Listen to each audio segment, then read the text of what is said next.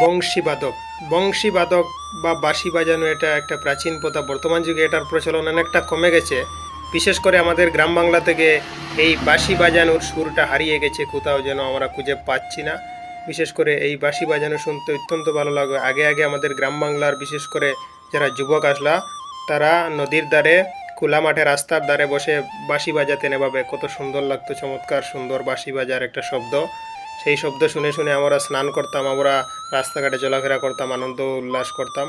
বিশেষ করে আমাদের যারা বয়োজ্যেষ্ঠ ছিলেন তারা বাঁশি বাজাতেন এক সময়। বিশেষ করে 1999 থেকে 2002-3-4 সাল পর্যন্ত আমি আমার জীবদ্দশায় পেয়েছি।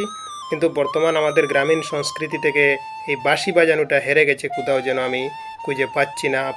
এইটা আমরা প্রাচীন একটা বিষয়বস্তু স্মরণ করলাম। আমি সবাইকে বলবো মাঝে মাঝে আপনারা চেষ্টা করবেন যেন বাঁশি একটা কিনে সেটা বাজানোর জন্য, অর্থাৎ বাজানোর একটা প্র্যাকটিস করুন। প্র্যাকটিস করলে আমাদের গ্রাম বাংলার এটা প্রাচীন প্রথাটা আবারও জীবিত হবে।